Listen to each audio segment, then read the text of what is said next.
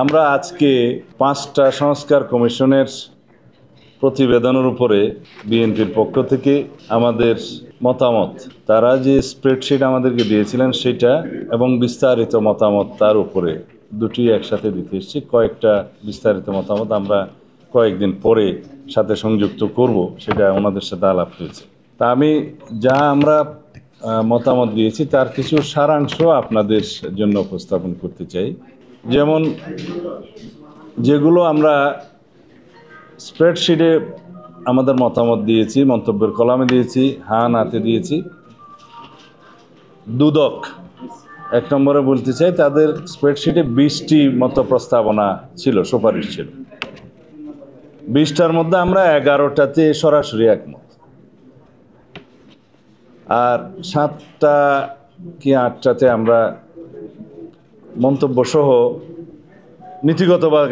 নীতিগতভাবে একমত। শুধুমাত্র একটি প্রস্তাবের মধ্যে আমরা ভিন্ন মত পোষণ করেছি মন্তব্য সহ, কারণ ওখানে একটা আইন সংশোধনের বিষয় রয়েছে আয়কর সংক্রান্ত। প্রশাসনের যে সমস্ত প্রস্তাবগুলো আমরা পেয়েছি প্রশাসন সংস্কার কমিশন থেকে, সেখানে আমরা প্রায় অর্ধেক বিষয়ে একমত।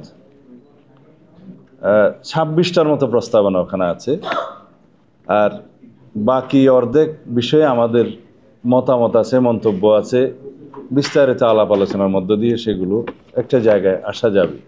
তার মধ্যে একটি গুরুত্বপূর্ণ বিষয় হচ্ছে কর্মকর্তাদের, অফিসারদের সচিব পর্যায়ে পদোন্নতির জন্য বিভিন্ন স্টেজ থেকে বিদ্যমান এসএসবি ব্যবস্থা বাতিলের একটা সুপারিশ করা হয়েছে, যার সাথে আমরা একমত নই।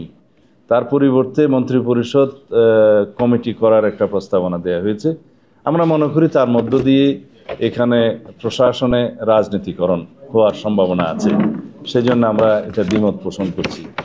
আর একটা বিষয়ে প্রমোশনের ক্ষেত্রে প্রস্তাবনা যেটা দেওয়া হয়েছে, সেটা আদালতের একটি রায় আছে, সেই আদালতের রায় বহাল থাকা অবস্থায় ওই বিষয়ে আমরা কোনো মন্তব্য করতে চাইনি। এটা স্ট্যাটাস কো রাখাটাই আমরা বাঞ্ছনীয় মনে করি। বিচার বিভাগের ক্ষেত্রে প্রায় সকল প্রস্তাবের সাথে আমরা একমত। যেহেতু আপনারা জানেন যে আমরা আমাদের 31 দফা প্রস্তাবের মধ্যে বিচার বিভাগের পূর্ণাঙ্গ স্বাধীনতার জন্য অনেকগুলো প্রস্তাব আমরা ওখানে দিয়েছিলাম।